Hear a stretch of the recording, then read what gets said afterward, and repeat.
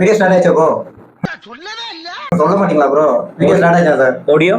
Audio சானல்ஸ் இருக்கு. Okay sir okay sir. இப்போ வந்து பாத்தீங்கன்னா மோட்டார் வெஹிக்கிள் இன்ஸ்பெக்டருக்கு நம்ம கிளாஸ் எடுத்துட்டு இருக்கோம் சார். ஸ்டூடெண்ட்ஸ் எல்லாமே நல்லா வெயிட் பண்ணி ப்ரிப்பேர் பண்ணிட்டு இருக்காங்க sir.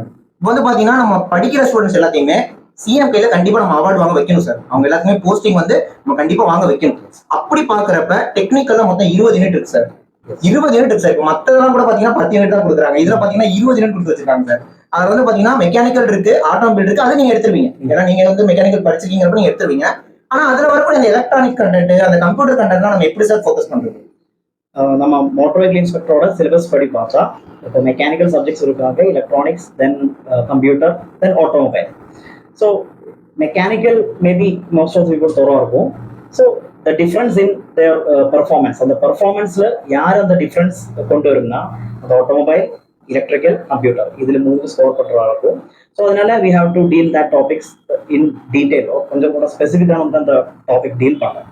So we have to seek help of subject experts. Okay sir. Subject expect நீங்க சொன்னனால எனக்கு ஒருத்தர் தோணுது சார். உங்களுக்கும் அவரை தான் தோணும்னு நினைக்கிறேன். அவரை கூப்பிடலாமா சார்? Yes, I'm sure. என்ன தேடுறாங்க? அப்பயே நினைச்சேன்பா நீங்க கண்டிப்பா என் பக்கம் தான் வருவீங்க அப்படின்னு. இப்பதான் ட்ரிபிள் எக்ஸாம், ஈசி எக்ஸாம் எல்லாமே முடிஞ்சிச்சு.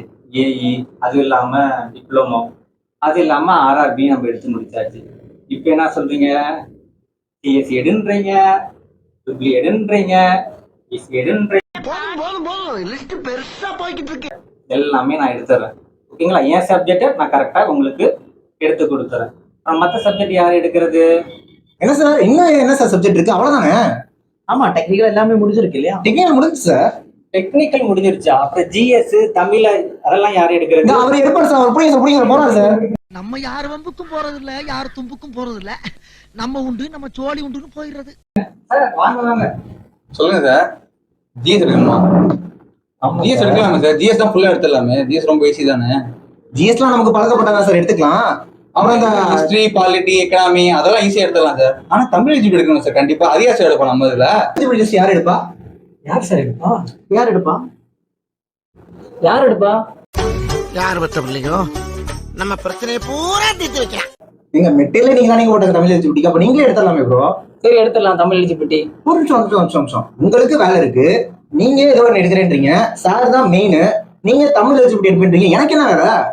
இங்க சைக்காலஜி, ஆப்டிடியூட் எல்லாத்துக்கும். ஆமா, ஆப்டிடியூட் எக்ஸாம்ஸ் நம்ம எப்பவும் பிஸியா தான் இருக்கும். ஓகே, இப்போ வந்து பாத்தீங்கன்னா கிளாஸஸ் எடுக்க நாங்க இத்தனை பேர் வந்து பாத்தீங்கன்னா இருக்கிறோம்.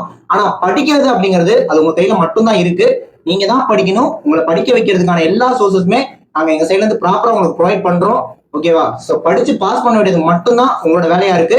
நாங்க சொன்ன விஷயத்தை கண்டிப்பா செஞ்சிருவோம். நீங்க கோஆபரேட் பண்ணீங்கன்னா கண்டிப்பா நம்மளால ரிசல்ட் கொடுக்க முடியும். ஓகேங்களா? முடியுங்களா சார்? எஸ், கண்டிப்பா முடியுங்களா? முடியும். கண்டிப்பா முடியுங்களா சார்? கண்டிப்பா முடியும். சார் கண்டிப்பா முடியும் சார். கண்டிப்பா முடியும். நாங்க இருக்கோம்.